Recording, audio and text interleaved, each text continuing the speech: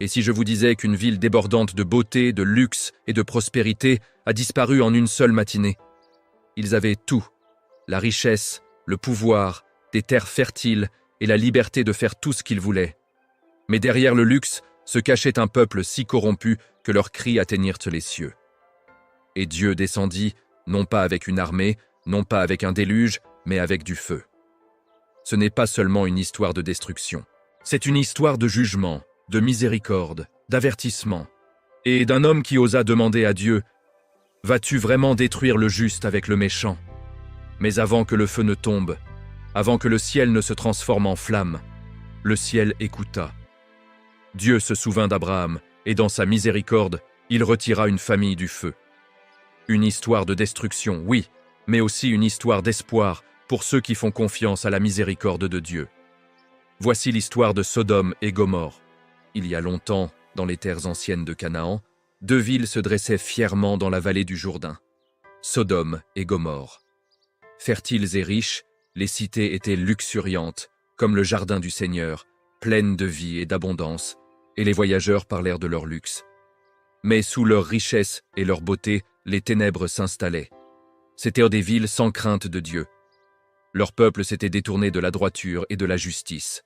La violence, l'orgueil et la cruauté étaient devenus leur mode de vie. Leurs rues résonnaient de moqueries et de luxure, et non de chants de louanges. Ils rejetaient l'étranger. Ils opprimaient les sans défense. Ils se complaisaient dans le péché et l'appelaient liberté. Le prophète Ézéchiel écrira plus tard à leur sujet « Voici quel a été le crime de Sodome, ta sœur. Elle et ses filles vivaient dans l'orgueil, dans l'abondance et dans une insouciante sécurité. Et elles ne soutenaient pas la main du malheureux et de l'indigent. Elles sont devenues arrogantes et elles ont commis des abominations devant moi. Je les ai fait disparaître, comme tu l'as vu. Même les anges du ciel entendirent les cris, la douleur, l'injustice, l'oppression. Et ainsi Yahvé descendit pour le voir par lui-même. Un après-midi chaud, Abraham était assis à l'entrée de sa tente dans les chênaies de Mamré. En levant les yeux, il vit 3 hommes debout à proximité. Ce n'étaient pas des voyageurs ordinaires, c'étaient des messagers du ciel. L'un était le Seigneur lui-même sous forme humaine. Les 2 autres étaient des anges. Abraham se leva instantanément, comme si quelque chose en son esprit savait que ce n'étaient pas des voyageurs ordinaires. Il courut à leur rencontre, se prosterna jusqu'à terre et dit « Mon Seigneur, si j'ai trouvé grâce à tes yeux, ne passe pas loin de ton serviteur. Permettez qu'on apporte un peu d'eau pour vous laver les pieds, et reposez-vous sous cet arbre. Je vais chercher un morceau de pain pour vous restaurer, et vous pourrez ensuite continuer votre route. » Les 3 hommes acceptèrent, et Abraham se hâta de préparer un festin. Du pain frais, du lait caillé, du lait et un veau de choix. Il se tint près d'eux pendant qu'ils mangeaient, honoré de servir ses hôtes célestes. Après avoir terminé le repas, le Seigneur se tourna vers Abraham et parla. « Le cri contre Sodome et Gomorrhe est grand. Leur péché est très grave. Je vais descendre pour voir s'ils ont agi entièrement selon le bruit venu jusqu'à moi. Sinon, je le saurai. » Alors que les anges allèrent de l'avant, Abraham se tint devant le Seigneur. Et il fit quelque chose d'audacieux, quelque chose que seul un homme qui connaît vraiment Dieu oserait faire. Il s'avança et plaida. « Mon Seigneur, commença Abraham humblement, vas-tu vraiment faire périr le juste avec le méchant ?» supplia-t-il.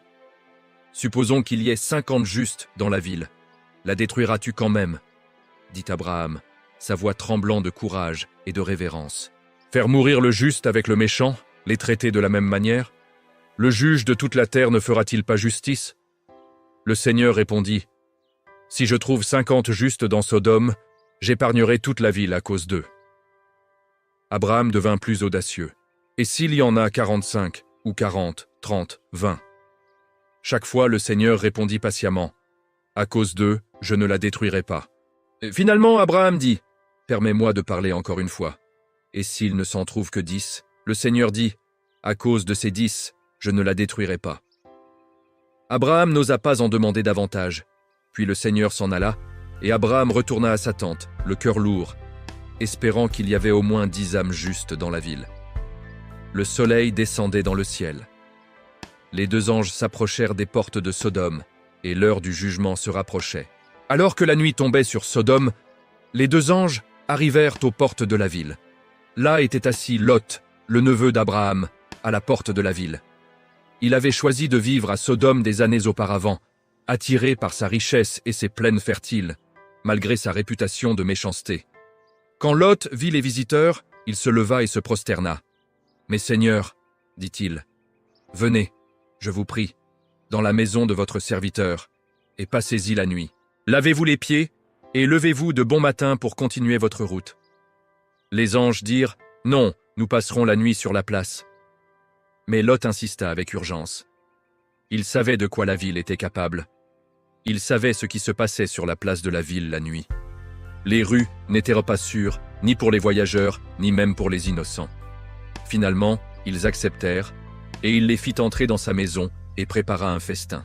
Mais avant qu'ils ne se soient couchés, un bruit terrible résonna dans les rues. Les hommes de Sodome, jeunes et vieux, de tous les quartiers de la ville, encerclèrent la maison. Ils frappèrent à la porte et crièrent « Où sont les hommes qui sont venus chez toi cette nuit? Fais-les sortir vers nous, pour que nous les connaissions. » Leur demande n'était pas une question d'hospitalité. C'était une demande violente et immorale. L'expression « les connaître » dans ce contexte était un euphémisme pour agression sexuelle, une expression de la dépravation de Sodome et de l'humiliation des étrangers. Lot se précipita dehors et ferma la porte derrière lui. « Je vous en prie, mes frères, ne commettez pas ce mal, » supplia-t-il. Mais ensuite, dans un moment qui a troublé les lecteurs pendant des siècles, Lot fit une offre horrifiante. « J'ai 2 filles, qui n'ont point connu d'homme. Je vous les amènerai dehors, et vous leur ferez ce qu'il vous plaira. Seulement, ne faites rien à ces hommes, puisqu'ils sont venus à l'ombre de mon toit. » L'offre de Lot était choquante, un reflet tragique de la corruption morale qu'il avait absorbée de son environnement. Même en essayant de protéger ses hôtes, il montrait à quel point les normes de la ville étaient devenues perverties. Mais la foule ne fit que s'enrager davantage. « Ôte-toi de là !» crièrent-ils. « Cet homme est venu comme étranger, et maintenant il veut faire le juge. Nous te ferons pire qu'à eux. » Ils se jetèrent sur Lot pour enfoncer la porte. Mais en ce moment de terreur, les étrangers révélèrent leur puissance divine. Ils frappèrent la foule d'un aveuglement soudain. La panique se propagea. Les hommes tâtonnaient contre les murs, trébuchant dans l'obscurité, incapables de trouver leur chemin. Lot regardait, choqué. Ce n'étaient pas des hommes ordinaires. C'étaient des messagers de Dieu. Les anges se tournèrent vers Lot. « As-tu encore quelqu'un ici? Des gendres, des fils, des filles, ou quelqu'un d'autre dans la ville qui t'appartienne? Fais-les sortir d'ici. Nous allons détruire ce lieu. Le cri contre ce lieu est si grand que le Seigneur nous a envoyés pour le détruire. » Lot courut trouver ses gendres, les hommes fiancés à ses filles. « Levez-vous, sortez de ce lieu, car l'Éternel va détruire la ville. » Mais ils se moquèrent de lui. Pour eux, cela ressemblait à une plaisanterie. L'idée d'un jugement divin semblait absurde dans une ville si confiante dans sa méchanceté. À l'aube, les anges pressèrent à nouveau Lot. « Lève-toi, prends ta femme et tes 2 filles qui se trouvent ici, de peur que tu ne périsses dans le châtiment de la ville. » Mais Lot hésita. Était-ce la peur? L'attachement à sa maison? Le doute? Le texte ne le dit pas, mais il hésita. Alors les anges, dans un acte de miséricorde de Dieu, les saisirent par la main. Lot, sa femme et ses 2 filles, et les conduisirent hors de la ville. Le Seigneur eut pitié d'eux, non pas parce qu'ils étaient justes, mais parce qu'ils se souvenaient de la supplication d'Abraham. Une fois dehors, l'un des anges dit « Sauve-toi, pour ta vie. Ne regarde pas derrière toi et ne t'arrête pas dans la plaine. Fuis vers la montagne, de peur que tu ne périsses. » Lot supplia « S'il te plaît, mon Seigneur, je ne peux pas fuir vers la montagne. Le désastre me rattrapera. Laisse-moi m'échapper vers cette petite ville là-bas. Elle est petite. » L'ange accepta. « Très bien. Je n'anéantirai pas la ville dont tu parles, mais dépêche-toi. Je ne peux rien faire jusqu'à ce que tu y arrives. » La ville s'appelait Tsoar, qui signifie « petite ». Au moment où le soleil se levait sur le pays, Lot et sa famille fuyaient vers la petite ville de Tsoar. Alors cela se produisit. Le Seigneur fit pleuvoir du ciel du feu et du soufre brûlant, non seulement sur Sodome, mais aussi sur Gomorrhe. Une tempête de jugement tomba d'en haut. Le ciel devint rouge, la terre trembla. Les bâtiments s'effondrèrent, les champs s'embrasèrent Les gens crièrent, mais il était trop tard. Tout dans la vallée, les villes, les maisons, les jardins, le bétail, fut anéanti en un instant. Mais alors qu'il fuyait, la femme de Lot se retourna. Elle regarda vers la ville, son cœur encore attaché à ce qu'elle avait laissé derrière elle. Et dans ce seul moment de désobéissance et de nostalgie, quelque chose commença à changer. Sa peau pâlit jusqu'au blanc. De fins grains se répandirent sur ses joues comme un gel soudain. Ses bras se raidirent. Ses pieds devinrent lourds, enracinés dans le sol. Puis, tout d'un coup, elle devint une statue de sel. La miséricorde de Dieu les avait arrachés du feu.